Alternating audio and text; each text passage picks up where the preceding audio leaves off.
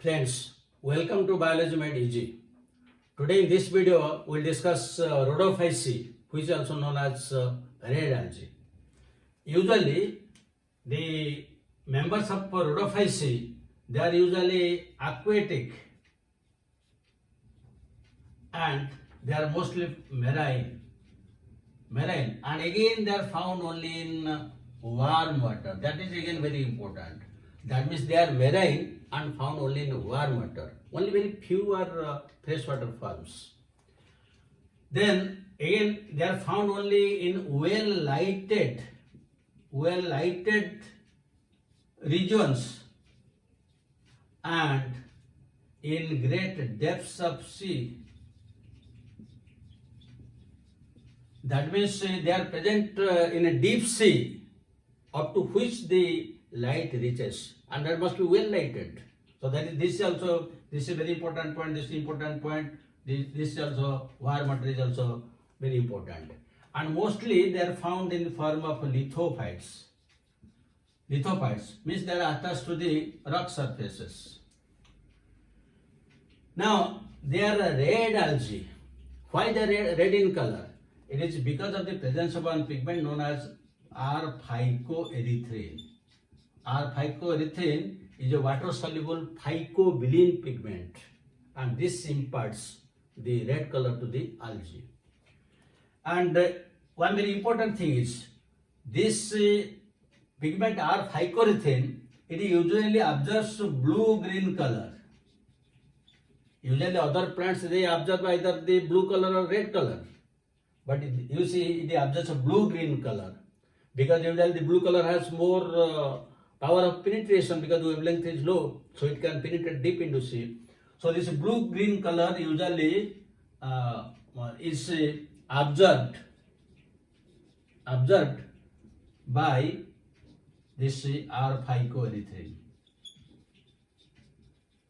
Now the other pigments are usually it is chlorophyll A, chlorophyll D. B and C are not there. Chlorophyll D, and it is R-phycoerythrin and R-phycocyanin. Usually R-phycocyanin, R means RHODOPHYCEAE. R-phycocyanin is usually green in color, while this is red in color. But this is present more abundantly. That is why it imparts red color to the algae. And these two are coming under phycobilins.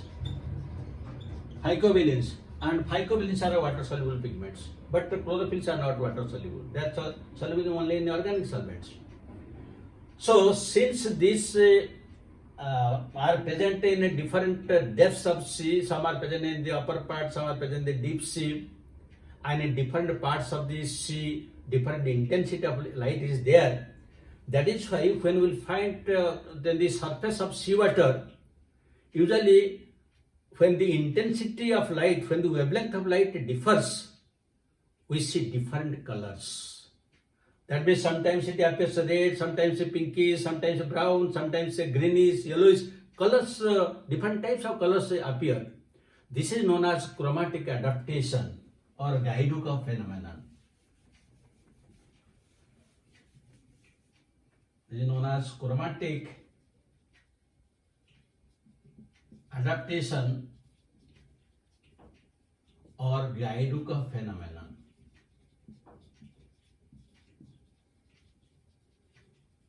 That is it, just an adjustment of our eyesight. When the intensity varies, these are the different colors, so they absorb different wavelengths. That is why we see different colors. This same gaidukov phenomenon is also found in case of blue-green algae or cyanobacteria, because there are also this phycocyanin and phycoerythrin are present. These are the two groups where we will get this gaidukov phenomenon. So this is found on the surface of seawater.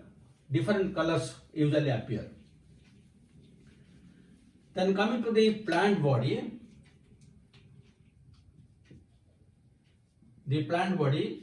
usually the plant body is always multicellular. That means the unicellular organisms are not found like that of the brown algae. Then the plant body may be ribbon shaped.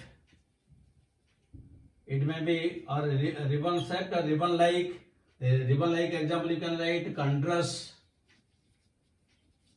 Then it may be filamentous. The example is polysiphonia and batrachospermum. It may be parenchymatous. Example porphyra, or it may be lace like, and the example is gelidium. Gelidium. That means the plant body which is multicellular, it may look like a ribbon or filament or parenchymatous or lace like. Different types of thalli are found in case of rhodophyceae. Another important aspect of this red algae is its cell wall, like that of the brown algae. Here we will get cellulose, in the cell wall we will get cellulose, also we will get pectose, and another very important, that is also again hydrocolloid, or you can call it a phycocolloid, and that are usually the sulfate esters. Sulfate esters like agar and carrageenan. Agar and carrageenan. That means in addition to cellulose and pectose, some phycocolloids, or you can call it the hydrocolloids, like sulfate esters known as agar, carrageenan, and also another is funori. These are present in the cell wall, and these things are important for its economic importance. Now come to the reserve food material. The reserve food is usually floridean starch. Floridean starch. This is very important from examination point of view. Very important. Floridean starch. And how it looks like? It is similar to the amylopectin. It is similar to amylopectin of starch. Because in starch there is one amylose and amylopectin. Amylopectin is branched. So it resembles that one, and also to glycogen, because the glycogen is branched. Then we have discussed the thallus structure, we have discussed the different types of pigments, also we have discussed the reserve food. Now you come to the flagella. And the flagella is very, very important from examination point of view. Why it is important? Because it is absent. Flagella completely absent in the life cycle of the Rhodophyceae. That means in the juice spore or gametes, anything. That means the motile structures completely absent. This is very, very important. That is why it is asked in different examinations. Now, next we come to the asexual reproduction. Now, asexual reproduction usually takes place by means of, we can tell the fragmentation, or you can call it also vegetative, and the different types of spores which are formed, they are usually non-motile spores like neutral spores,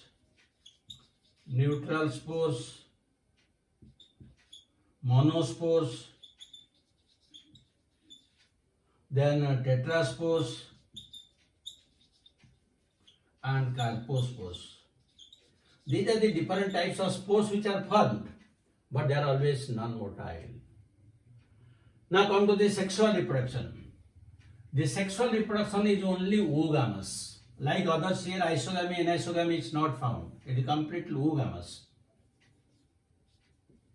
Sexual reproduction is completely oogamous, and the male sex organ is known as spermacia, and the female sex organ is known as trichogyne. That means in one of the filament, the spermacia will be produced, and when they are mature, they will be dispersed. And the female, this is known as receptive hyphae. This is receptive hyphae, or you can call it as a trichogyne. So when the spermacea will fall here, then the fertilization will take place. But after fertilization, the changes that take place in rhodophyceae are very, very complex. That means the post-fertilization changes are complex.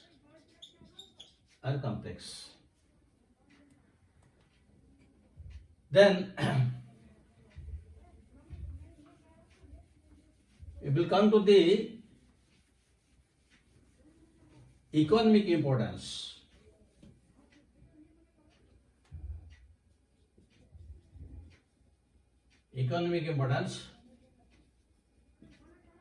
Now first is agar.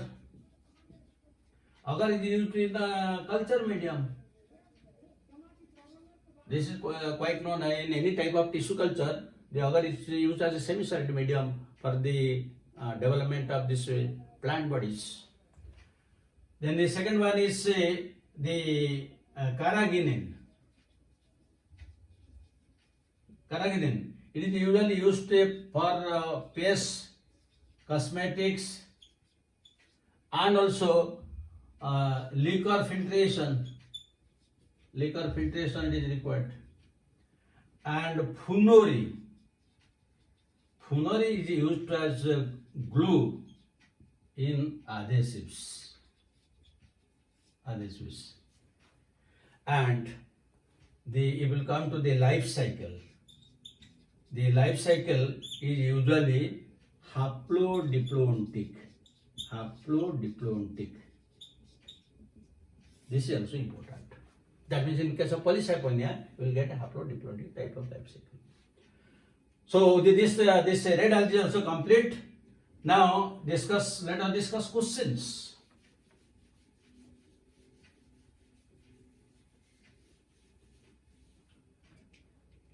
One question: red algae are photosynthetically active due to absorption of HOS, blue violet, BHOS, blue green, CHOS only blue, DHOS only red color. Then second question: red algae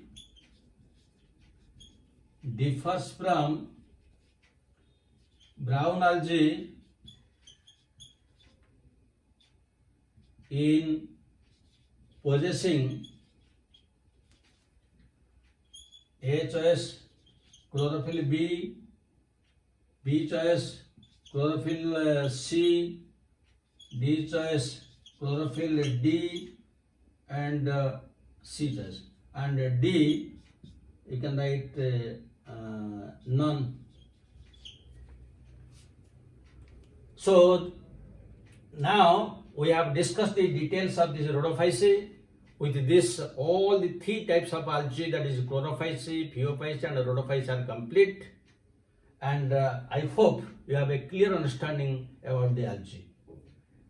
From the next video onwards, we'll start the next in the plant kingdom, that is bryophytes. Thank you very much for watching it. God bless you. Have a good day.